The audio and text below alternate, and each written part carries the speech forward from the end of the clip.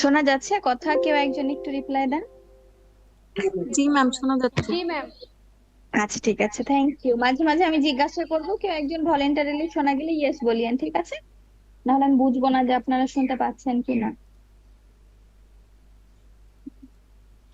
আর আপনারা যে স্পিডে জয়েন করছেন, 5 মিনিটে 18 জন, প্রতি মিনিটে মিনিটে একজন করে জয়েন করছেন মনে হচ্ছে।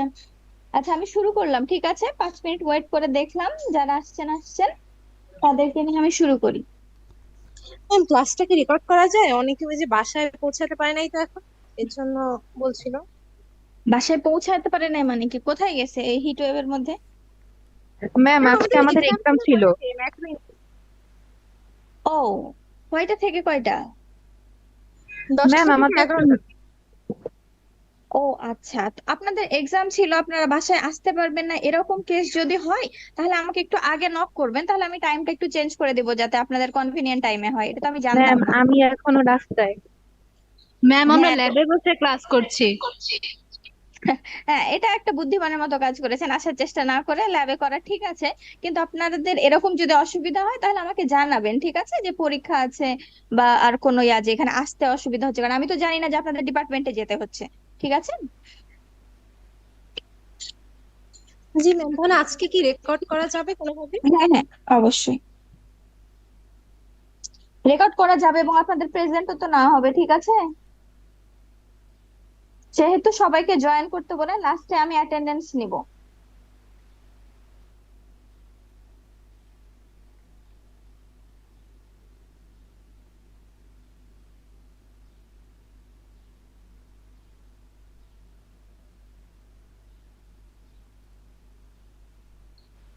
আচ্ছা, দেখেন, স্ক্রিনে দেখা যাচ্ছে আপনাদের বইটা।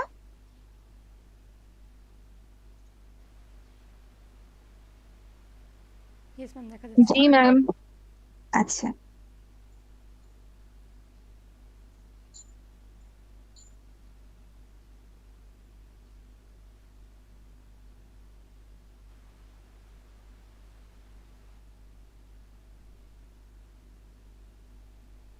আমরা চ্যাপ্টার 10 করছিলাম, হ্যাঁ, লাস্টে আমাদের অল্প একটা টপিক মাত্র বাকি ছিল, আই গেস এইটা।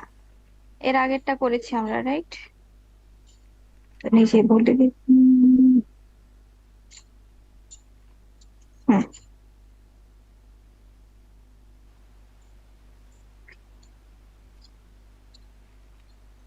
আচ্ছা, হ্যাঁ, দেখেন, আমরা চ্যাপ্টার 10 এর এই লাস্ট টপিকটা শুধু বাকি ছিল। আজকে আমরা এটা করব আর 11টা শুরু করব। তো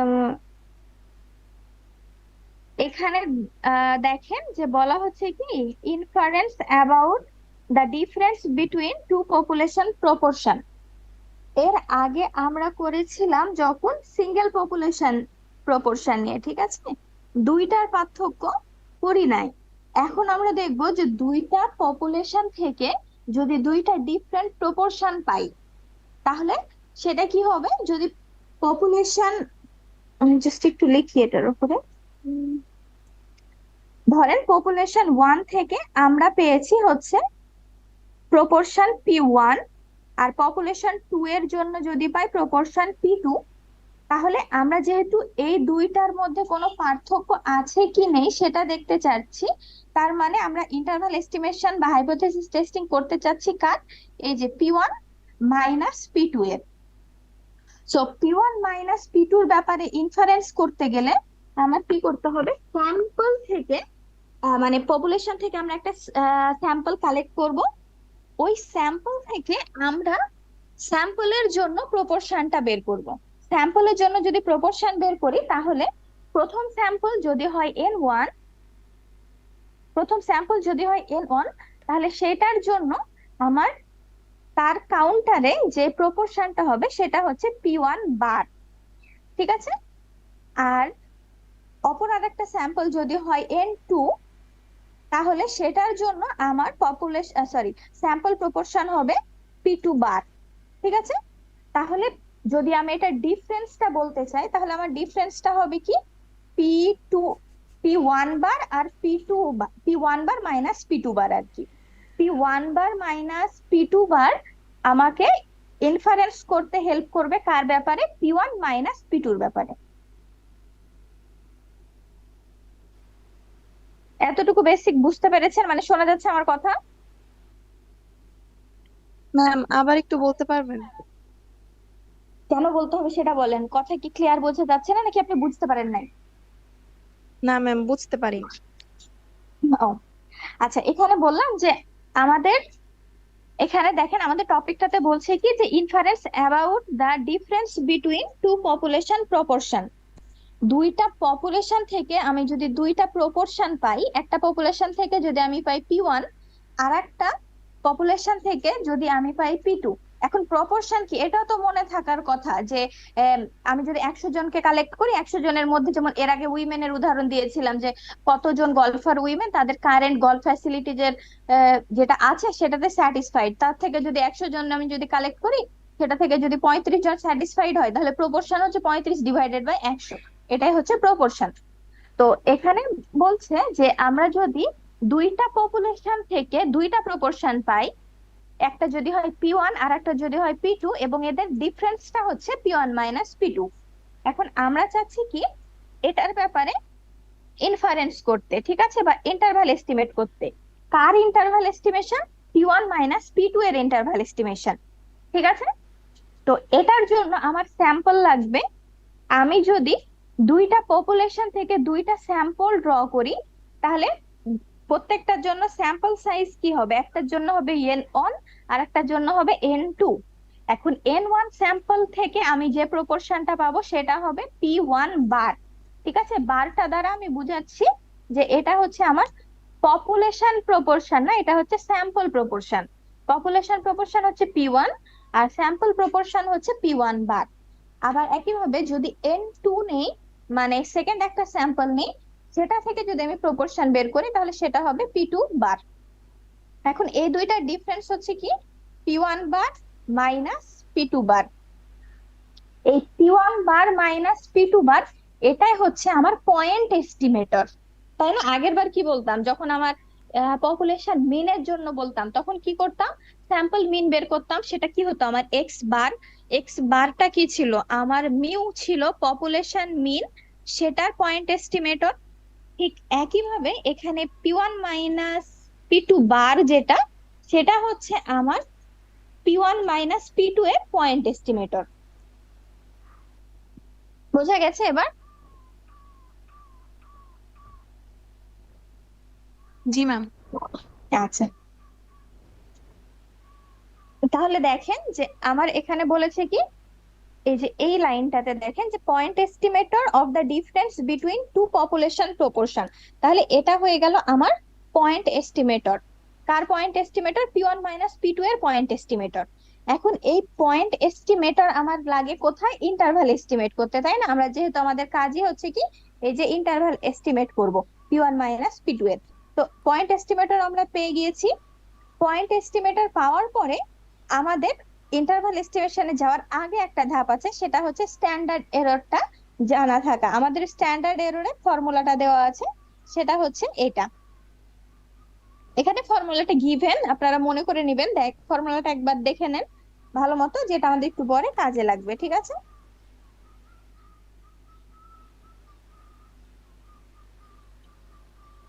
তাহলে দেখেন, এখন যদি আমরা ইন্টারভাল এস্টিমেশন করতে চাই, তাহলে আমাদের কি করতে হয়?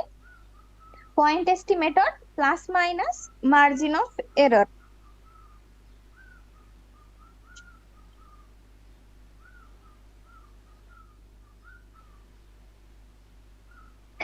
দেখেন এখানে এটা হচ্ছে আমাদের ইন্টারভাল এস্টিমেশন করার ফর্মুলা। ম্যাম একটু হোয়াইট বোর্ডে লিখতে ভালো হতো।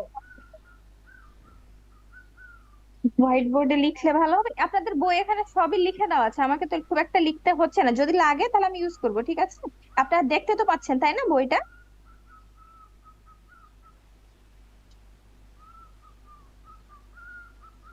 বইটা দেখা তো যাচ্ছে নাকি? জি ম্যাম, বই দেখা যাচ্ছে। আচ্ছা, ঠিক আছে। তো দেখেন যে আমরা বললাম কি যে আমাদের ইন্টারভাল এস্টিমেশনের জন্য ফর্মুলাটা হচ্ছে point estimator plus minus margin of error. তার মানে আমাদের এই ফর্মুলাটা।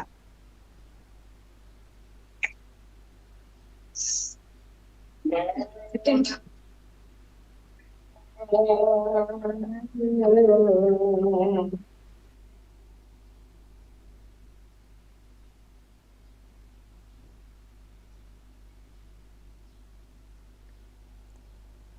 আচ্ছা, আমরা জানি যে মার্জিন অফ এররটা কিভাবে ক্যালকুলেট করতে হয়। মার্জিন অফ এররটা হচ্ছে আমার যে স্ট্যান্ডার্ড ডেভিয়েশন সেইটা, তার সাথে আমার জেড আলফা বাই টুটা মাল্টিপ্লাই করে, তাই না? তার মানে আমাদের মার্জিন অফ এররটা আমরা এখান থেকে পাই।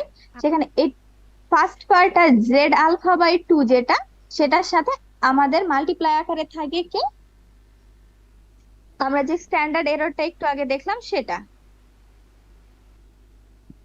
তাহলে এই দুইটাকে যদি আমি একসাথে করি, P1 মাইনাস P2 বার যেটা, আর মার্জিন অফ এরর, সেটা থেকে আমি কি পাই, আমার যে ইন্টারভাল এস্টিমেশনের জন্য যে ফর্মুলাটা সেটা চলে আসে।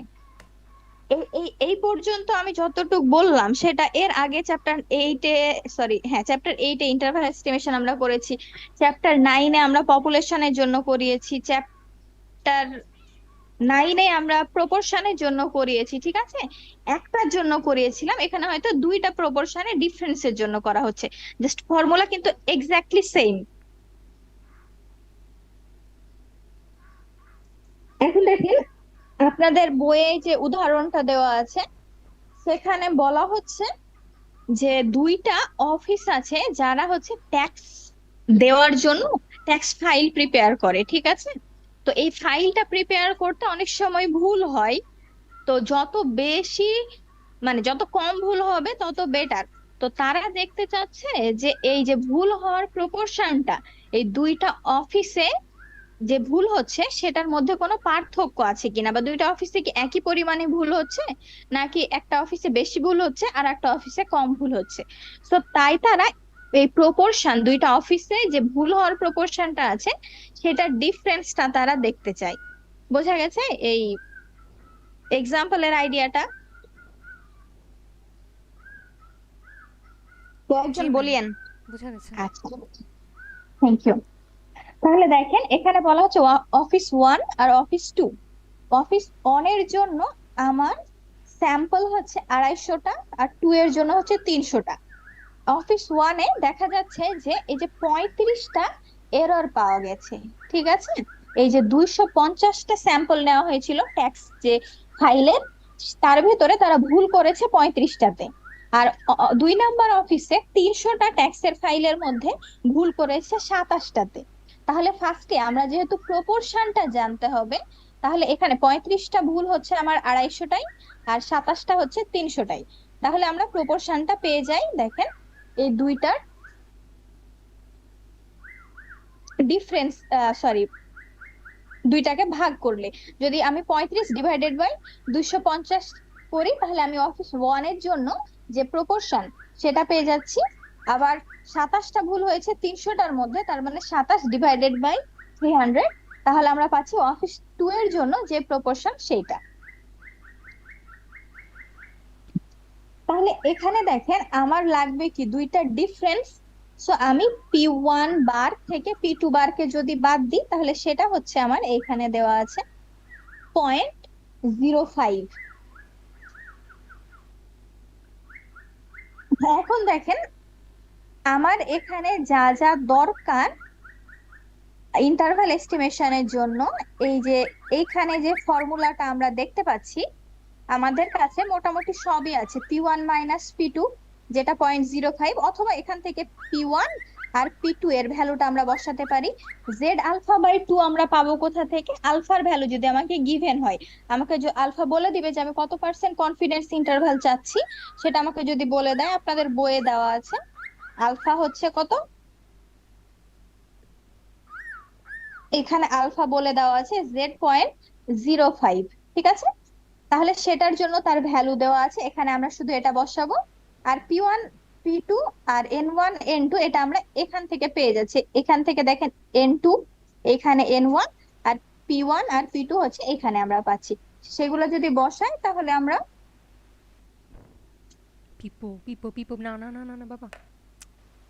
কনফিডেন্স ইন্টারভালটা পেয়ে যাব। তাহলে দেখেন এখানে জাস্ট ফর্মুলাতে সরাসরি বসিয়ে দিয়েছে প্রত্যেকটা ভ্যালু যদি আমরা বসাই তাহলে আমরা বলতে পারবো যে আমরা একটা ইন্টারভাল পাচ্ছি।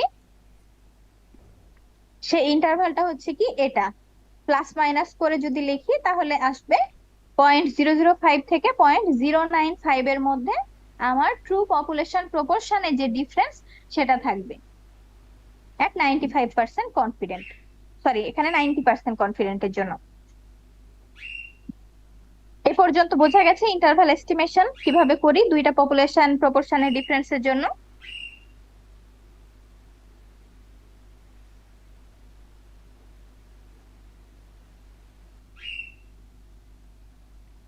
এ পর্যন্ত বোঝা গেছে? জি মিস, বোঝা গেছে। আচ্ছা, thank you.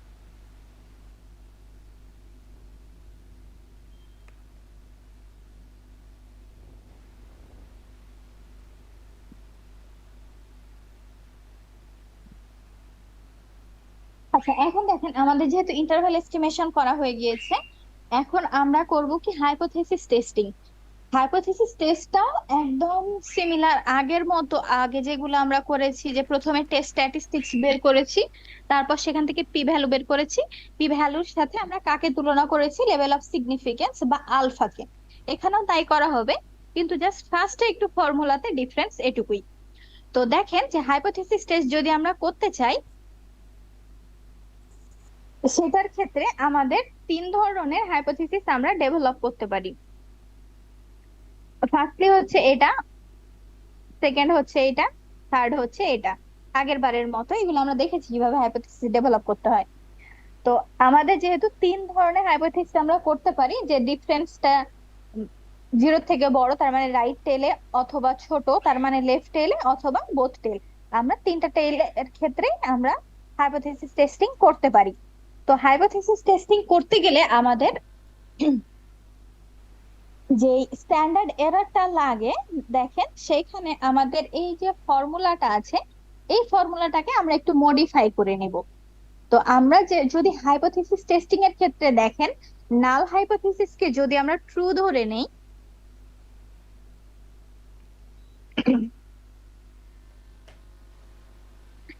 এখানে দেখেন যে এটার ক্ষেত্রে যদি আমরা বলি যে নাল হাইপোথেসিসটা আমাদের জন্য ট্রু,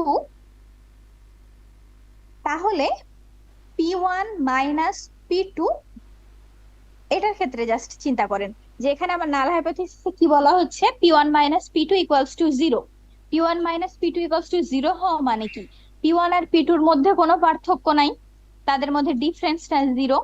ডিফারেন্স জিরো হওয়া মানে কি, P1 যেটা P2 ও সেটা একই হইলেই তো ডিফারেন্স একমাত্র জিরো হবে।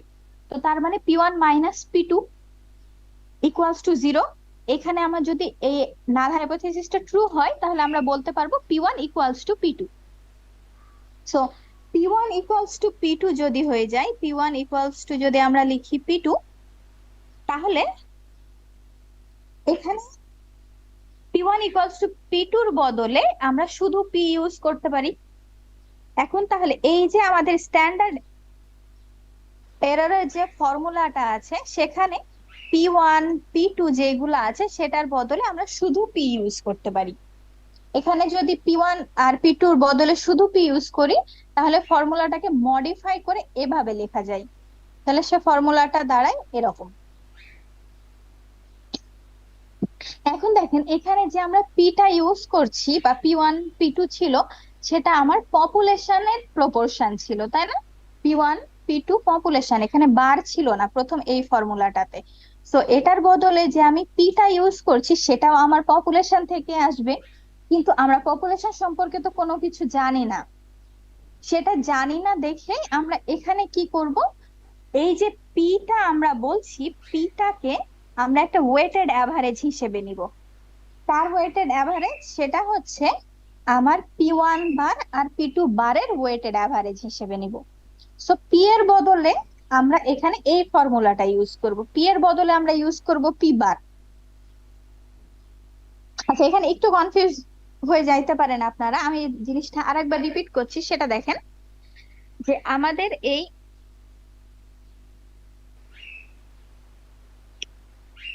আমাদের যে স্ট্যান্ডার্ড ডেভিয়েশন বা স্ট্যান্ডার্ড এরর যেটা ছিল এই ফর্মুলাটাতে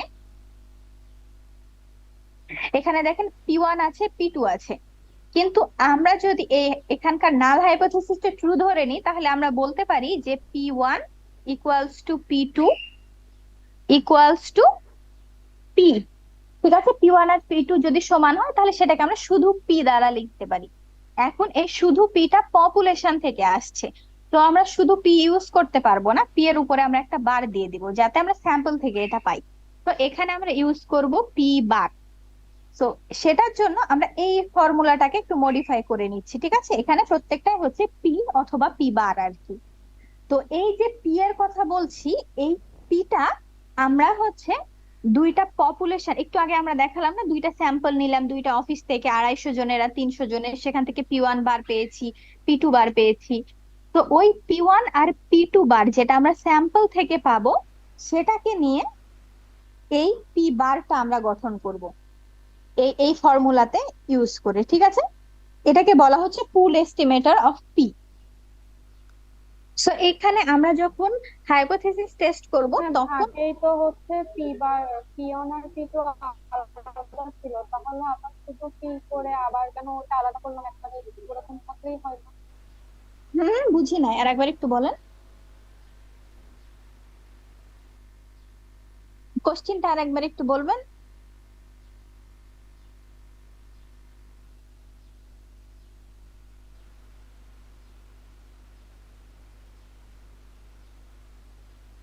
ম্যাম আগে তো P1 আর P2 ওই যে আলাদা ভাবেই ছিল, এটাকে আমরা পি করে নিচ্ছি শুধু, তারপরে আবার যখন ফুল এস্টিমেটর করছি ওখানে তো আবার P1 আর P2 আলাদা বের হচ্ছে।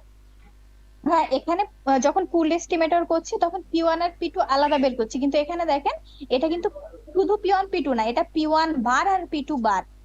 আগের বার ছিল শুধু P1 আর P2, তার মানে সেটা পপুলেশনের ছিল। পপুলেশনকে তো আমরা পপুলেশন থেকে তো আমরা কোনো ইনফরমেশন জানতে পারছি না, এই কারণে আমরা স্যাম্পলেরটা ইউজ করব। স্যাম্পলেরটা ইউজ করার জন্য আমরা জাস্ট এটাকে একটু চেঞ্জ করে নিচ্ছি।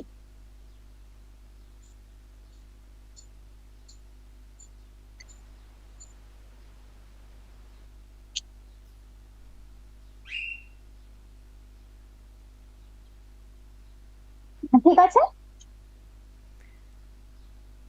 আচ্ছা মিস এই আগের ম্যাথে তো আমরা পি বারই ইউজ করলাম, এখানে আবার এসে পি হয়ে গেল কেন? এটা যখন আমরা, এটা আপনাদের আগের চ্যাপ্টারে মেবি আমি বলেছিলাম যে আমরা পি এর ভ্যালুটা পাই না, স্যাম্পল কালেক্ট করার আগে আমরা প্রপোর্শনটা কোথা থেকে পাবো, তখন আমরা বলে নিয়েছিলাম যে সেখানে P1 এর বদলে আমরা পি বার ইউজ করতে পারবো। ঠিক আছে, অথবা যদি সেটা না থাকে তাহলে 0.5 বা 50% আমরা ধরে নিব প্রপোর্শন এটা থেকে। ঠিক আছে, ওখানে যেহেতু আমাদের সরাসরি ইন্টারভাল এস্টিমেশনের ক্ষেত্রে আমাদের স্যাম্পল দেওয়া ছিল, আমরা ওইটা থেকে বের করে নিতে পেরেছি, কিন্তু হাইপোথিসিস টেস্টিং করতে গেলে ফর্মুলাটাকে একটু ইজি করে নিতে হয়, মানে করে নিছে এরা আর কি, যেটা আমাদের হাইপোথিসিস টেস্টিং এর জন্য সহজ হবে। ঠিক আছে, জাস্ট এই কারণে। ওকে মিস।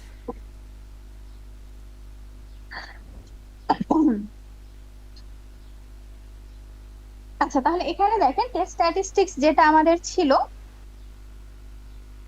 আগের বারের মতো, হাইপোথিসিস টেস্টিং করতে গেলে আমাদের কি লাগে, টেস্ট স্ট্যাটিস্টিক্স লাগে। সো টেস্ট স্ট্যাটিস্টিক্স আমাদের এখানে দেওয়া আছে, সেটা হচ্ছে এটা। এখন আমাদের হাইপোথিসিস টেস্টিং এর ফার্স্ট স্টেপ কি, আমাদের হাইপোথিসিসটা ডেভেলপ করা। আমাদের এখানে একটা হাইপোথিসিস দেওয়া আছে, এটা কি আমাদের বোথ টেল টেস্ট, তাই না? যেহেতু P1 minus P2 is not equals to 0, তার মানে বোথ টেল টেস্ট। এখান থেকে আমি যদি টেস্ট স্ট্যাটিস্টিক্স বের করতে চাই, মানে জেড এর ভ্যালুটা বের করতে চাই, তাহলে দেখেন এখানে আমার আগের যে ফর্মুলা সেটাকে আমরা ইউজ করেছি। তো এই ফর্মুলাটাতে আমার দেখেন উপরে P1 বার মাইনাস P2 বার আছে, স্যাম্পল থেকে আমি যেটা পাবো সেটা সরাসরি বসাবো, আর নিচের ফর্মুলাটা যেটা আমরা মডিফাইড ফর্মুলা বের করলাম সেটা। তো এখানে আছে পি বার। পি বারের জন্য এই যে আমরা যে একটু আগে ফর্মুলাটা ইউজ করলাম সেটা ইউজ করতে হবে। সো জেড বের করার জন্য আমার পি বার লাগবে, যেটা হচ্ছে আমার একটা ওয়েটেড অ্যাভারেজ P1 আর P2 বারের। সেটা আমরা ইউজ করব, একই সাথে P1 বার আর P2 বারটা ইউজ করব, যেটা আমরা স্যাম্পল থেকে পাবো। তো এখানে আপনাদের আগের যে এক্সাম্পলটা ছিল মেবি সেটা ইউজ করেছে।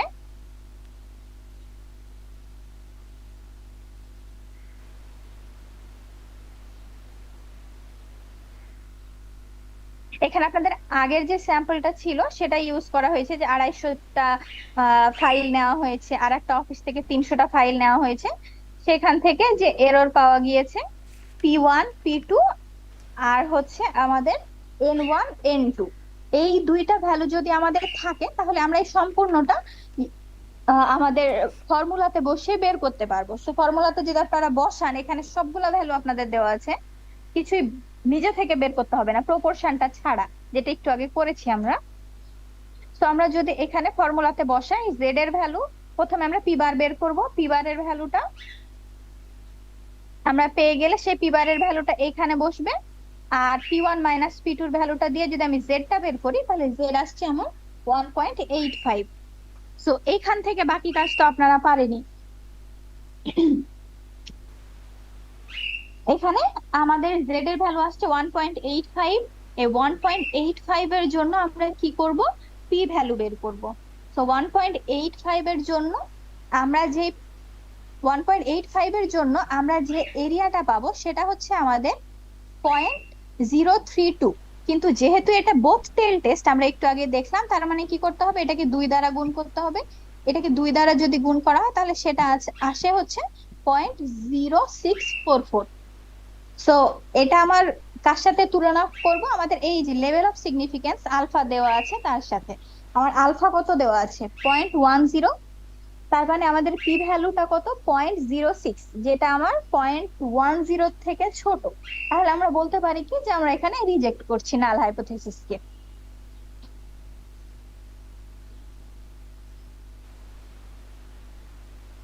ঠিক আছে, এখানে একই কথা লেখা আছে, এটুকু তো আপনারা পারেনি, সো আমার মনে হয় না যে এখানে কোনো অসুবিধা হবে আপনাদের। বোঝা গেছে? উম,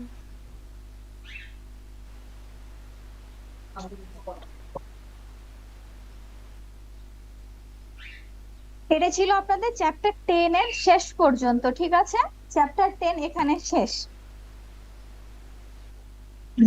এরপরে হচ্ছে আপনাদের আছে চ্যাপ্টার 11। ঠিক আছে, আর আপনাদের বলেছিলাম না আরো একটা অ্যাডভান্স টপিক ছিল আমাদের প্রবাবিলিটির উপরে। আপনারা সিলেবাস কমানোর কথা বলছিলেন, কিন্তু কারেন্টলি আমি যতটুকু পড়িয়েছি সেখান থেকে কিছু বাদ দেওয়ার কোনো উপায় নেই। আর সেকেন্ডলি হচ্ছে চ্যাপ্টার 11 আপনাদের আছেই।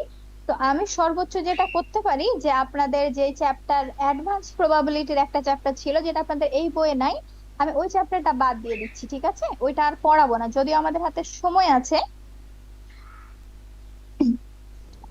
চ্যাপ্টার যেটা অ্যাডভান্স প্রবাবিলিটির ছিল ওই চ্যাপ্টারটা আমি বাদ দিয়ে দিচ্ছি, ওটা অলরেডি আপনাদের পড়াইনি আর পড়াবোও না। কিন্তু এর সাথে আপনাদের চ্যাপ্টার 11টা পড়তে হবে। আর চ্যাপ্টার 7 এর কিছু অংশ বাকি ছিল, আমি বলেছিলাম যে আপনারা ফার্স্ট ইয়ারে মেবি পড়ে আসতেন, বাট চ্যাপ্টার 11টাই কি লাস্ট? জি বুঝি না, একটু জোরে বলতে হবে। চ্যাপ্টার 11টাই কি লাস্ট চ্যাপ্টার? হ্যাঁ, চ্যাপ্টার 11টা আপনাদের লাস্ট চ্যাপ্টার, কিন্তু হচ্ছে চ্যাপ্টার 9 এ টাইপ 2 ইরর কিভাবে ক্যালকুলেট করতে হয় এটা আমি দেখাই নাই তখন, যে যদি সময় থাকে তাহলে আমি দেখাবো। আর হচ্ছে চ্যাপ্টার 7 এর লাস্টে কিছু ছিল, স্যাম্পলিং কিভাবে করতে হয়, স্ট্র্যাটিফাইড স্যাম্পলিং, ক্লাস্টার স্যাম্পলিং, এই জিনিসগুলা কিছু আমি বাদ রেখেছিলাম, যে যদি সময় থাকে তাহলে আমি ওটা দেখাবো। যেহেতু আমি একটা চ্যাপ্টার বাদ রাখছি প্রবাবিলিটির উপরে, তো হচ্ছে আমি এই দুইটা আপনাদের দেখিয়ে দিব। ঠিক আছে, চ্যাপ্টার 11 শেষ হয়ে গেলে আমি 9 এর অল্প একটু পোর্শন টাইপ 2 এরর কিভাবে ক্যালকুলেট করতে হয় সেটা, আর চ্যাপ্টার 7 এর অল্প একটু বাকি আছে সেটা আমরা করব। ঠিক আছে, সো মেন্টালি প্রিপেয়ার হয়ে থাকবেন যে এতখানি আপনাদের সিলেবাস হবে, এবং কোনো কিছু যত কিছু আমি পড়িয়েছি সেটা থেকে কিছু বাদ যাবে না। ঠিক আছে, কারণ এটুকু আপনাদের ম্যাম বেশি চ্যাপ্টার জানতে 11 কি হবে। থাকবে? হ্যাঁ, 11 থাকবে।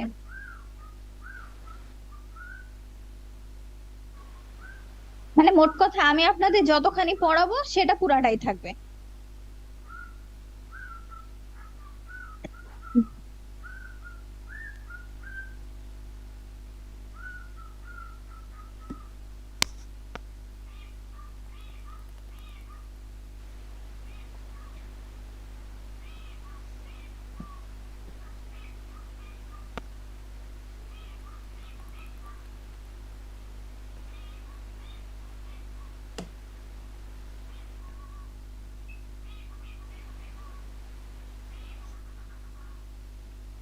আচ্ছা দেখেন, এখন আমরা চ্যাপ্টার 11 শুরু করব।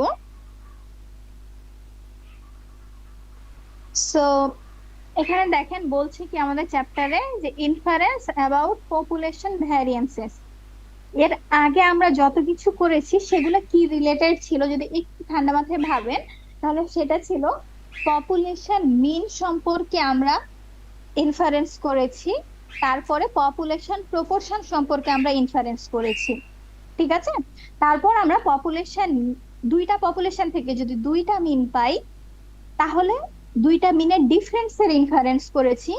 আবার একইভাবে দুইটা পপুলেশন থেকে যদি দুইটা প্রপোর্শন পাই তাহলে দুইটা প্রপোর্শনের ডিফারেন্সের ইনফারেন্স করেছি, ঠিক আছে। আমরা টোটাল এই চার ধরন কেসের ক্ষেত্রে, মানে চার ধরনের ক্ষেত্রে আমরা ইন্টারভাল এস্টিমেশন করেছি আর হাইপোথিসিস টেস্টিং করেছি, ঠিক আছে। আমি আপনাদের চ্যাপ্টার আমাদের পড়ানো হয়ে গেলে সব শেষে একটা রিভিউ ক্লাসও নিয়ে নেব, ঠিক আছে, যে আমরা কি শিখলাম আমাদের স্ট্যাটিস্টিক্স কোর্স থেকে, সেটা পরে কিভাবে কাজে লাগবে সেটার উপর আমরা ছোট্ট একটা রিভিউ ক্লাসও নিয়ে নিব। সো ভয় পাওয়ার কিছু নাই, পড়াগুলো গুছানো হয়ে যাবে। লাস্ট মোমেন্ট পর্যন্ত মনে হবে জিনিস অনেক বেশি পড়িয়েছি আপনাদের, এরকম কিছু না, বা হ্যাপাজার্ড মনে হওয়ারও কিছু না, পড়াগুলো গুছানোই আছে, ঠিক আছে। Just আপনাকে একটু ঠান্ডা মাথায় পড়তে হবে যে প্রত্যেকটা জিনিসের পার্থক্যটা কোথায়, একটা থেকে আর একটা করছি সেটা কেন করছি, এই জিনিসটা একটু বুঝতে হবে। আচ্ছা, তো এখানে দেখেন যে এর আগে আমরা যে কাজগুলা করেছিলাম সেটা কি ছিল, পপুলেশন মিন সম্পর্কে ছিল, পপুলেশন প্রপোর্শন সম্পর্কে ছিল। সেখানে আমরা ভ্যারিয়েন্স বা স্ট্যান্ডার্ড ডেভিয়েশন সম্পর্কে কিছু বলি নাই, কিন্তু এখন আমরা দেখব যে পপুলেশন ভ্যারিয়েন্সের ইনফারেন্সটা কিভাবে করতে হয়। তো সেটা কেন লাগবে দেখেন, ফার্স্টলি আমি যদি বলি, মনে করেন কোনো একটা প্রোডাকশন প্রসেসে কোনো একটা কিছু উৎপাদন করা হয়, বা সরি, আচ্ছা এটা ভাবি যে কোনো একটা কোনো একটা কোম্পানি ক্যান ভর্তি করে, সেটার জন্য গড়ে সে চাচ্ছে যে প্রত্যেকটা ক্যান 16 আউন্স করে ভর্তি হবে। এটা আপনাদের বইয়ে একটা উদাহরণ দেওয়া আছে, যে সেখানে বলা হচ্ছে যে প্রত্যেকটা ক্যান গড়ে 16 আউন্স করে থাকবে।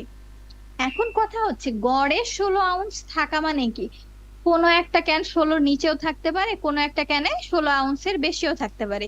এক্স্যাক্টলি যে প্রত্যেকটা ক্যান 16 আউন্স করে আছে তাহলেই যে মিন 16, এমন তো না, তাই না। তো এরকমও হতে পারে যে কোনো একটা ক্যান 16 আউন্স, কোনো একটা ক্যান 17 আউন্স, কোনোটা 15 আউন্স, ঠিক আছে। কোনোটা এমন হতে পারে যে ভুল করে 10 আউন্স হয়ে গেছে, তাই না, বা কোনোটা হচ্ছে 30 আউন্স হয়ে গিয়েছে। তার মানে কি আমাদের এই ভ্যারিয়েবিলিটিটা ডিফারেন্ট ডিফারেন্ট হতেই পারে, কিন্তু আমরা চাই কি, আমরা যদি গড়ে ক্যান ফিলিং ওয়েটটা 16 আউন্সে রাখতে চাই তাহলে সাথে সাথে আমরা এটাও চাই যে ভ্যারিয়েবিলিটিটাও কম হোক, 16.2 হইতে পারে, অথবা 16.1 হতে পারে, বা 16.9 হইতে পারে, ঠিক আছে। কিন্তু আমরা এরকম চাবো না যে একটা ক্যান 30 আউন্স হয়ে গিয়েছে, একটা ক্যান 10 আউন্স হয়ে গিয়েছে, তাই না, যে অনেক বেশি ডিফারেন্স থাকবে মিনের থেকে, সেটা আমরা চাবো না। তো এটার জন্য আমরা অনেক সময় কি করি, যে আমরা দেখতে চাই যে আসলে আমার পপুলেশনের ভ্যারিয়েন্সটা কতখানি আছে, প্রত্যেকটা যে ক্যান ভর্তি হচ্ছে প্রত্যেকটা ক্যানে 16 আউন্সের থেকে কম হচ্ছে নাকি বেশি হচ্ছে, এদের মধ্যে ভ্যারিয়েবিলিটিটা কতখানি। তো এটা জানার জন্য আমাদের ইনফারেন্স করা লাগে, ঠিক আছে, যে আমাদের এই যে চ্যাপ্টারের নাম পপুলেশন ভ্যারিয়েন্স সম্পর্কে আমাদের ইনফারেন্স করতে হয়। তো পপুলেশন ভ্যারিয়েন্স সম্পর্কে ইনফারেন্স করতে গেলে সেটা আমরা তো অবশ্যই স্যাম্পল নিয়ে করব, তাই না। তো দেখেন আমাদের এখানে শুরুতেই বলেছি কি স্যাম্পল ভ্যারিয়েন্স। স্যাম্পল ভ্যারিয়েন্সটা কি সেটা আমরা জানি। ম্যাম আরেকবার একটু বিষয়টা রিপিট করা যাবে? অবশ্যই, মানে আমি যেটুকু বললাম সেটুকুই।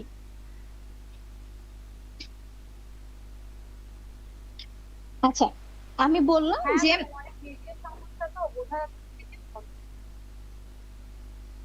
আচ্ছা, আমি বললাম যে এখানে আমরা চাই, মনে করেন কোনো একটা কোম্পানি চাই যে তার প্রত্যেকটা ক্যান অথবা বোতল সে ফিল করে, হয় মনে করেন জুসের বোতল, কফির বোতল, বা হোয়াটএভার, পানির বোতল, ঠিক আছে, বা এরকম কোন একটা লিকুইড তারা ফিল করে কোন একটা বোতল বা ক্যানে তারা চায় যে সেটা গড়ে 16 আউন্স করে থাকবে, প্রত্যেকটা ক্যানে 16 আউন্স করে থাকবে গড়ে। গড়ে যদি সেটা 16 আউন্স করে থাকতে হয়, তাহলে আমরা অবশ্যই এটা এক্সপেক্ট করতে পারি না যে প্রত্যেকটা ক্যান এক্স্যাক্টলি 16 আউন্স করে আছে দেখে গড়ে 16 আউন্স হচ্ছে। এমনও হতে পারে কোনো একটা ক্যান ওভার ফিলিং হয়েছে বা কোনোটা আন্ডার ফিলিং হয়েছে, তাই না? তো আমরা চাই কি যে গড়ে 16 আউন্স থাকুক, কিন্তু এই যে কোনো একটা ক্যান 16, এমন হতে পারে কোনো একটা ক্যান 16 আউন্স, কোনোটা 17 আউন্স, কোনোটা 15 আউন্স, কিন্তু কোনো একটা ক্যান 30 আউন্স এবং কোনো একটা ক্যান 10 আউন্স। তার মানে কি আমাদের ভ্যারিয়েবিলিটিটা অনেক বেশি হয়ে গেল।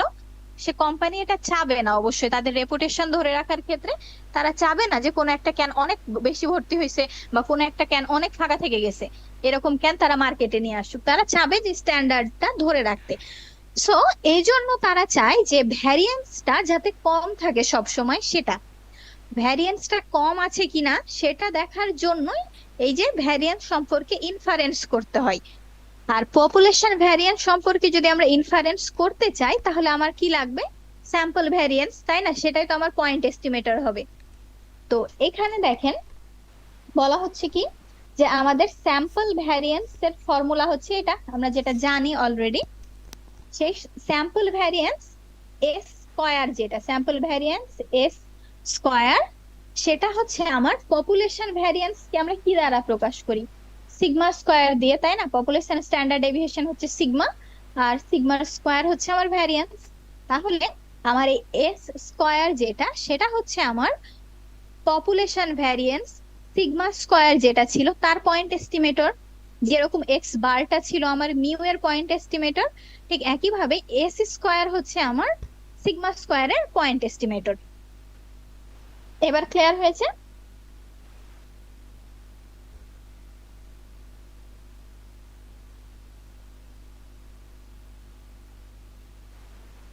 এখন দেখেন আমরা যদি ইন্টারভাল এস্টিমেশন করতে চাই তাহলে আমাদের এর আগে একদম চ্যাপ্টার 7 আমি দেখিয়েছিলাম যে আমরা যদি স্যাম্পল নিয়ে ইন্টারভাল এস্টিমেট করতে চাই তাহলে আমাদের স্যাম্পলিং ডিস্ট্রিবিউশনটা জানা লাগে।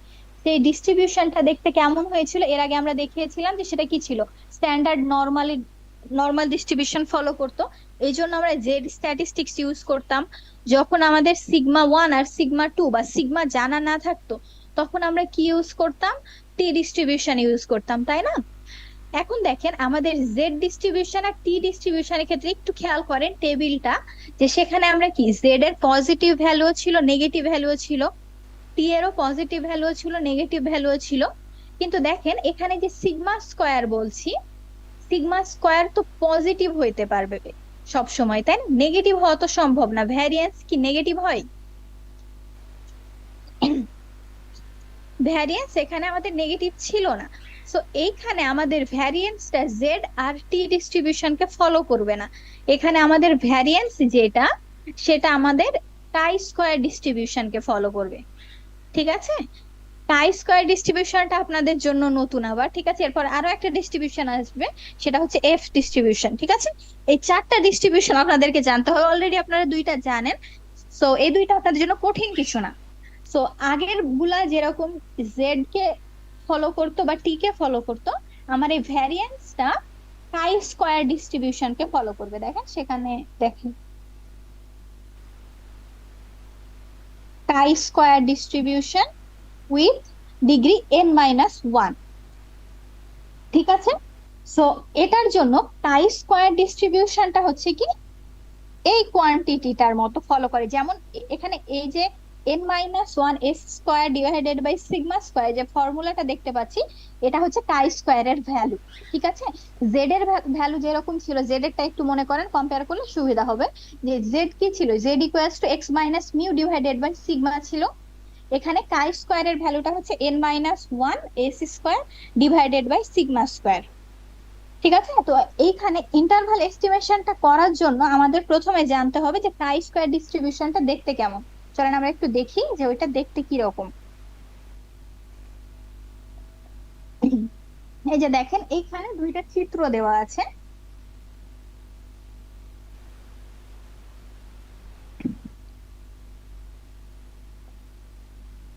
এখানে দেখেন কাই স্কোয়ার সেকেন্ড চিত্রটা খেয়াল করেন, আহ যে কাই স্কোয়ার ডিস্ট্রিবিউশনটা দেখতে হচ্ছে এই যে আমরা যে ডিস্ট্রিবিউশনটা দেখতে পাচ্ছি, এই যে এটা হচ্ছে আমার কাই স্কোয়ার ডিস্ট্রিবিউশনটা দেখতে এরকম। এখন দেখেন খেয়াল করে যে এটার শুরুটা জিরো থেকে হয়েছে, এখানে দেখেন জিরো বা এইখানে দেখেন জিরো, কিন্তু আগের বার আমাদের জিরোটা কি ছিল, মিডিলে ছিল, এবং জেড এবং টি উভয়ই কি ছিল, সিমেট্রিক ছিল, মিরর ইমেজ ছিল, তাই না? জিরোর লেফট সাইডে যেরকম ছিল রাইট সাইডেও সেরকম ছিল। কিন্তু আমার এই যে কাই স্কোয়ারটা সেটা কিন্তু সিমেট্রিক না, পুরাটাই রাইট টেইলে অবস্থিত, তাই না? জিরো থেকে পজিটিভ ভ্যালু সব সময়, নেগেটিভে আমাদের কোনো ভ্যালু নাই কাই স্কোয়ারের। বাবা কমিউনিটি এবার একটা জিনিস খেয়াল করেন, সেটা হচ্ছে যদি আমি বাবা বলি যে কাগজ কামড়া কেন? কাই স্কোয়ারটা কিছুটা এক্স এর মতো, ঠিক আছে, কিন্তু একটু ডিফারেন্ট ভাবে লেখার চেষ্টা করবেন, বড় এক্স আর কি, মানে এক্স স্কোয়ারের মতো। সো কাই স্কোয়ার 0.025, এই যে এই ভ্যালুটা দেখেন আমার এখানে অবস্থিত, এই যে চিত্রটার ক্ষেত্রে একটু খেয়াল করেন এখানে, যে এখানে দেখেন যে কাই স্কোয়ার আমাকে সব সময়, এপাশে একটু খেয়াল করেন যে এটা আমাদের টেবিল সহ কাই স্কোয়ারটা দেখতে কিরকম সেটা দেখাচ্ছে। কাই স্কোয়ার আমাকে সবসময় রাইট সাইড থেকে এরিয়া দেয়। যদি আমি বলি কাই স্কোয়ার আর একটা ডিফারেন্ট ভ্যালু এখানে নেই, তাহলে আমাকে এই পুরাটার সে ভ্যালু দিচ্ছে এই টেবিল থেকে, ঠিক আছে? এই যে পুরা টেবিলটা আমরা দেখতে পাচ্ছি, এই টেবিলটা আমাকে সবসময় রাইট সাইড থেকে ভ্যালু দেবে। আমি আরো একটা যদি ভ্যালু বের করি, তার মানে আমার এই রাইট পাশের পুরাটুকুকে সে দেখাচ্ছে এরিয়াটার মাধ্যমে। জেড এর ক্ষেত্রে আমাদের কিন্তু অপোজিট ছিল, জেড এর ক্ষেত্রে আমার কি এ পাশ থেকে আমরা ভ্যালু পেতাম, কিন্তু টি এর ক্ষেত্রে এ পাশ থেকে পেতাম, তাই না, রাইট সাইড থেকে। আবার কাই স্কোয়ারও রাইট সাইড থেকে ভ্যালু দিবে।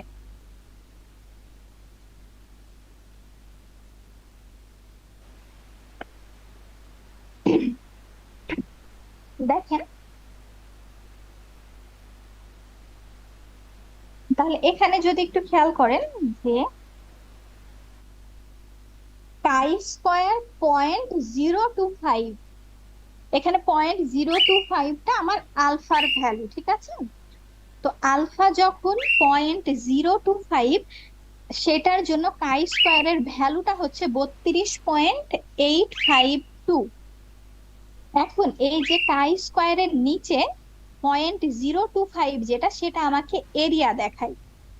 তো এই এরিয়াটা আমাকে দেখাচ্ছে যে এখান থেকে জিরো থেকে শুরু হয়েছে, জিরো থেকে এ পাশে যত যাচ্ছে তত বাড়ছে, এখানে 32.8 সামথিং। আরো যদি রাইট সাইডে যায় তাহলে 32-এর থেকে বেশি হবে, আবার যদি লেফট সাইডে যায় কমতে কমতে জিরোর কাছাকাছি আসবে, ঠিক আছে? আর উপরে এই যে সম্পূর্ণটা, এটা আমাকে এরিয়া দেখাচ্ছে। তো আমি যদি বলি কাই স্কোয়ার 0.025, তার মানে 0.025টা হচ্ছে এরিয়া, এই যে নীল রং করে দেওয়া আছে আমার এই এরিয়াটা, সেটাই হচ্ছে আমার 0.025 এর ভ্যালু। এখন দেখেন 0.025 এর জন্য আমার কাই স্কোয়ার হচ্ছে 32.852। এটা যে আমি জেড এর ভ্যালু পেতাম -1 বা +1 বা -1.32 বা +1.32, এখানে এই যে 32 যেটা, সেটা হচ্ছে জেড এর ভ্যালুর মতো, এটা হচ্ছে কাই স্কোয়ারের ভ্যালু, আর এরিয়াটা হচ্ছে 0.025। এখন দেখেন আমি যদি বলি যে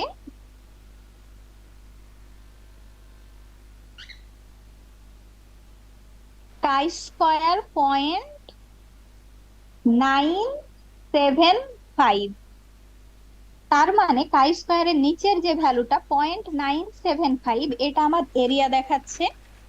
তো 0.975টা কোথায় হবে, দেখেন এই পুরোটুকু, এটুকু ছিল 0.025, আমি সেই একই পরিমাণ 0.025 এরিয়া যদি এই পাশে বাদ দিয়ে দিই, তাহলে এই টোটালটা হচ্ছে আমার 0.975, রাইট সাইডের সম্পূর্ণটা, তাই না? কারণ এই টোটাল এরিয়া কত, 1, আমার টোটাল কার্ভটা হচ্ছে 1 থেকে যদি -0.975 করি, সরি -0.75 করি, তাহলে আমি পাবো কি 0.025। 0.025 টুকু যদি আমি বাদ দিই তাহলে বাকি সম্পূর্ণটাই আমার দেখাচ্ছে 0.975। এটুকু কি ক্লিয়ার হয়েছেন? ম্যাম আরেকবার একটু বলেন। আচ্ছা, আরেকবার বলছি যে আমি প্রথমে বললাম যে আমার কাই স্কোয়ারের ভ্যালু যখন 0.025, তখন আমার এই নীল রঙের এরিয়াটা দেখাচ্ছে, ঠিক আছে? এই এরিয়াটা, এই এরিয়াটুকু যেটা মার্ক করা আছে। এখন আমি দেখতে চাই যে আমার কাই স্কোয়ার 0.975। 0.975টা বের করা একটু ডিফিকাল্ট। আমি যদি 1 থেকে বাদ দিই 0.975, তার মানে হচ্ছে আমার কত বাদ যাচ্ছে? 0.025। 0.025 এরিয়া, এই যে এটুকুকে যদি আমি বাদ দিই তার মানে বাকি এরিয়াটুকুই হচ্ছে 0.975। এ পাশের পুরাটা প্লাস এই নীলটুকু, এই পুরাটুকুই হচ্ছে আমার 0.975। ঠিক আছে? বাবা চুপ চুপ চুপ চুপ, মন করে না।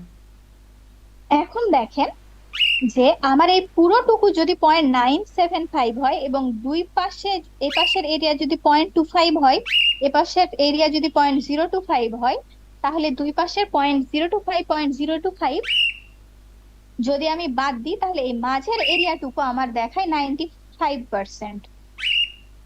এই মাঝের এরিয়াটুকু হচ্ছে আমার 95% দেখাচ্ছে। তাহলে আমি বলতে পারি কি যে 95% কাই স্কোয়ারের ভ্যালু, এই যে এখানে একটু খেয়াল করেন যে 95% কাই স্কোয়ারের ভ্যালু কি এই দুইটা এরিয়ার মাঝখানেই থাকবে। এটা একটু নিজেরা ঠান্ডা মাথায়, ভিডিও আমি তো দিয়েই দিব, তখন আর একবার একটু খেয়াল করে শুনবেন যে আমার এখানে 95% এরিয়াটা এই দুইটা এরিয়ার মাঝখানে থাকছে। এই এরিয়া আর এই এরিয়াটুকু বাদ দিলে এই মাঝের এরিয়াটুকু 95%। তাহলে আমি বলতে পারি কি যে 95% কাই স্কোয়ারের ভ্যালু আমার এই এরিয়ার মধ্যেই থাকবে।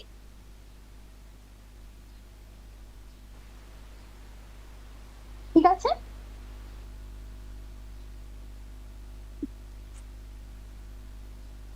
এখন এখানে ওই টেবিলটা দেওয়া আছে, এখানে দেখেন টেবিলটাতে দেওয়া আছে এই সাইডে আপনাদের ডিগ্রি অফ ফ্রিডম দেওয়া আছে, আর এই যে উপরে আমাদের আপার টেইলের যে ভ্যালু গুলা সেগুলা, তার মানে প্রবাবিলিটি গুলা দেওয়া আছে।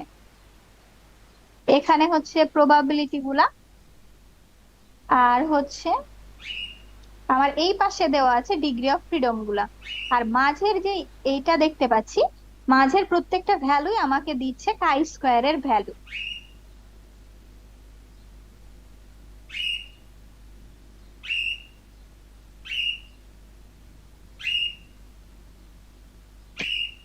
তাহলে দেখেন আমরা যে ফর্মুলাটা দেখালাম সেখানে আমার কি দেখাচ্ছিলাম যে কাই স্কোয়ার 0.975 থেকে কাই স্কোয়ার 0.025 এর মধ্যেই কাই স্কোয়ারের বেশিরভাগ ভ্যালু থাকছে, 90%, 95% ভ্যালুই থাকছে এই দুইটার মধ্যে।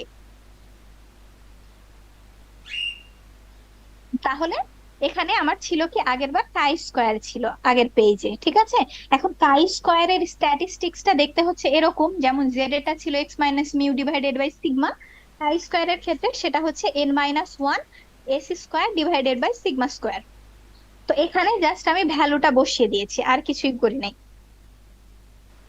তো দেখেন এখানে যদি আমি ভ্যালুটা বসিয়ে দিই, এখান থেকে আপনাদের ইন্টারভ্যাল এস্টিমেশনটা কিভাবে করতে হয় সেটা ডেভেলপ করে আর কি। তো আমরা যদি ফার্স্টে লেফট সাইড টুকু নিয়ে কাজ করি, লেফট সাইড বলতে আমি বুঝাচ্ছি এই পোর্শনটুকু, এই লাস্টের পোর্শনটা রেখে দিয়েছি, তাহলে দেখেন সেটা হচ্ছে এরকম। এখন এখান থেকে আমি এই যে নিচে সিগমা স্কোয়ার আছে সেটাকে আলাদা করে নিতে চাচ্ছি। তাহলে এই সিগমা স্কোয়ার নিচে ডিনোমিনেটরে যেটা আছে এই যে সিগমা স্কোয়ার, সিগমাটা যদি আমি লেফট সাইডে চলে যাই তাহলে এই কাই স্কোয়ারটা কি সিগমা স্কোয়ারের জায়গায় চলে আসবে। তাহলে সেটা দেখতে হবে এরকম। আপনাদের বই পুরাটাই করে দেওয়া আছে, সো আমার মনে হয় না যে লেখার কোনো দরকার আছে। হ্যাঁ, একটা এক্সট্রা লাইন আমাকে লিখতে হচ্ছে না, তাই আমি বইটা দেখিয়ে দিচ্ছি। এরপরে এটা গেল আমাদের লেফট সাইডের কাজ। এখন যদি আমরা রাইট সাইডটাকে নেই, তার মানে কি এটুকু, তাহলে সেটা দেখতে কিরকম হচ্ছে, এটা জাস্ট রাইট সাইডটাকে আমরা লিখেছি, সরি হ্যাঁ, রাইট সাইডটা হচ্ছে এটা।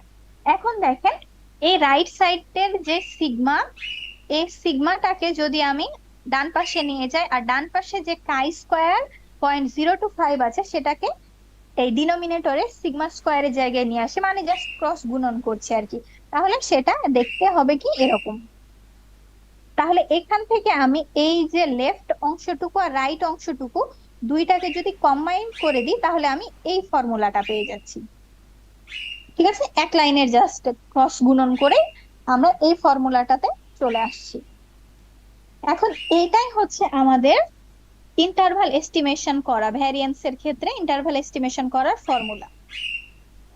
সো এখানে দেখেন, আমাদের যদি কাই স্কোয়ার 0.025 আর কাই স্কোয়ার 0.975 এই দুইটার ভ্যালু আমরা জানি, এটা আমরা টেবিল থেকে পাবো, given the degree of freedom. ঠিক আছে, এখানে এই যে এন, এন তো আমাদের দেওয়াই থাকবে যে কত স্যাম্পল নিয়েছি, আর আমাদের ডিগ্রি অফ ফ্রিডম হচ্ছে n-1।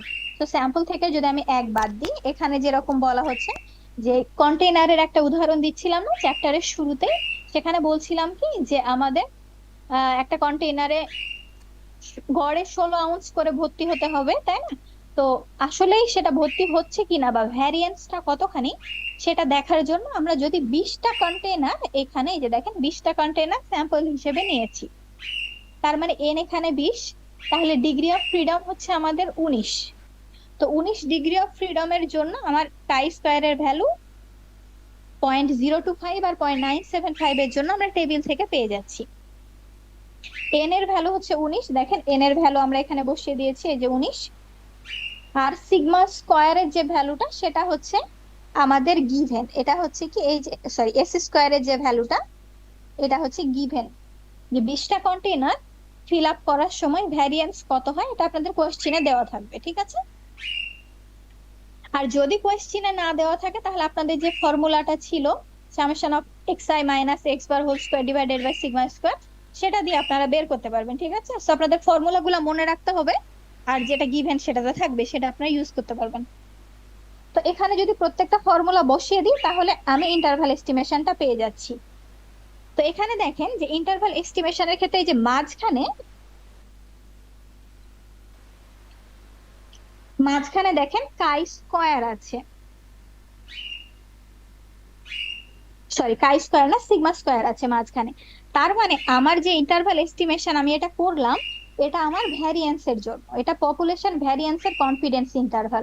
কিন্তু পরীক্ষাতে যদি বলা হয় যে পপুলেশন স্ট্যান্ডার্ড ডেভিয়েশনের কনফিডেন্স ইন্টারভাল করতে হবে, তাহলে সেটাকে আপনারা কি করবেন, পুরাটাকে রুট ওভার করে দিলে আপনাদের দেখেন এখানে হয়ে গেছে সিগমা, তার মানে এটা কি স্ট্যান্ডার্ড ডেভিয়েশনের জন্য কনফিডেন্স ইন্টারভাল। ঠিক আছে, তাহলে দেখেন এখানে যে ফর্মুলাটা দেওয়া আছে, এই যে ফর্মুলাটা আমরা বের করলাম সেটাই হচ্ছে পপুলেশন ভ্যারিয়েন্সের কনফিডেন্স ইন্টারভাল বের করার জন্য আমাদের ফর্মুলা। এটা আপনারা মনে রাখলে সরাসরি আপনারা বের করতে পারবেন কনফিডেন্স ইন্টারভালটা। এরপরে আমাদের হাইপোথেসিস টেস্টিংটা আছে। তো আমি অনলাইন ক্লাস আর এত বড় করছি না, ঠিক আছে? হাইপোথেসিস টেস্টিং যেটা আছে এটা আমরা নেক্সট ক্লাসে করব।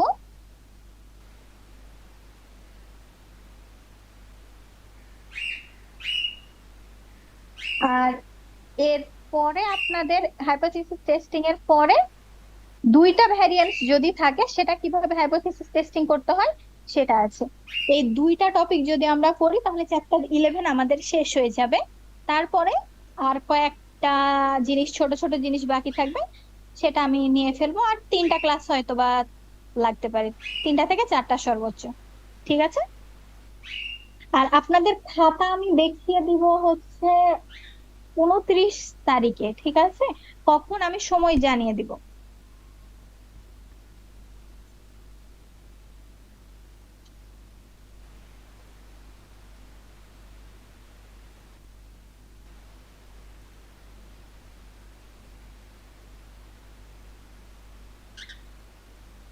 ম্যাম আমাদের ইনকোর্সে তো অনেকেরই খারাপ হচ্ছে, ইনকোর্স কি নেওয়া যাবে ম্যাম? না, আপনাদের ইন কোর্স যাদের খারাপ হয়েছে তাদের তো মিড ভালো হয়েছে, তাই না? এটা তো হওয়া উচিত ছিল, আপনাদের আগে বলে দিয়েছিলাম না সেকেন্ড ইন কোর্স নেওয়া হবে না।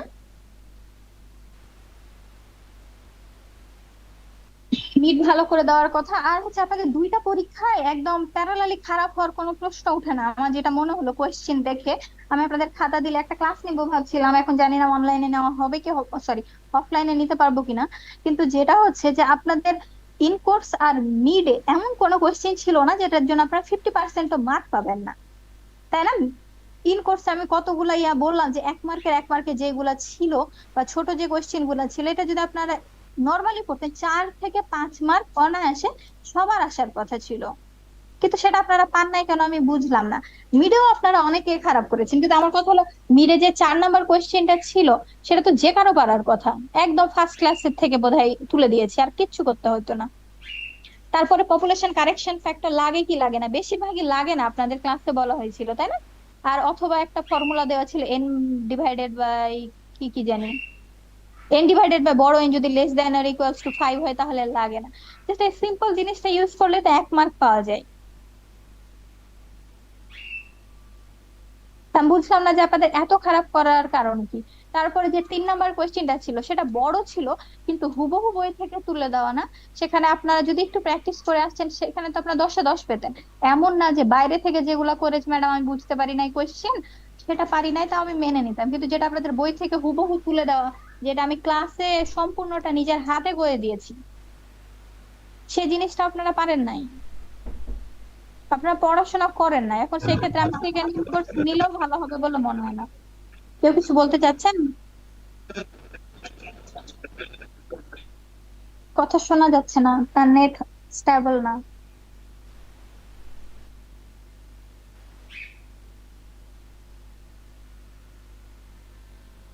ম্যাম আর একটা ইনপুটস নিয়ে দুইটার এভারেজের মার্ক কাউন্ট করা যায় না?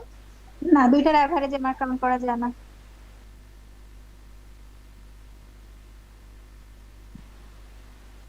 আপনাদের কোন কোন কোর্সে এরকম অ্যাভারেজ নাই?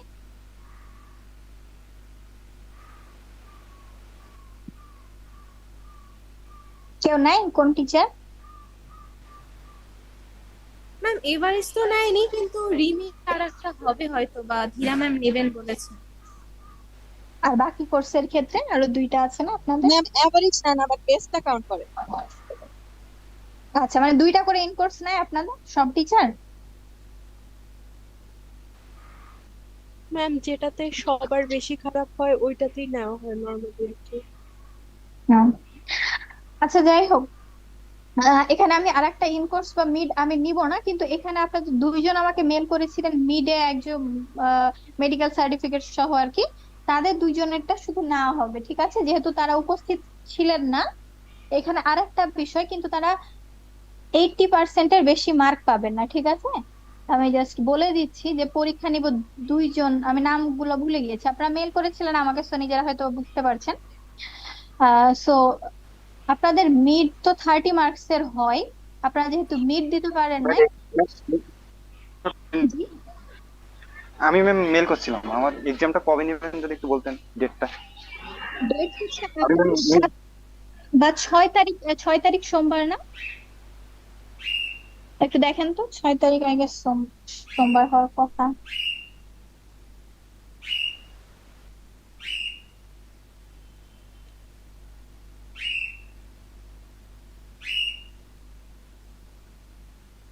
হ্যাঁ, 6 তারিখ সোমবার। আপনারা 6 তারিখ ধরে প্রিপারেশন নিতে থাকেন, পরে চেঞ্জ হলে আমি জানিয়ে দিব।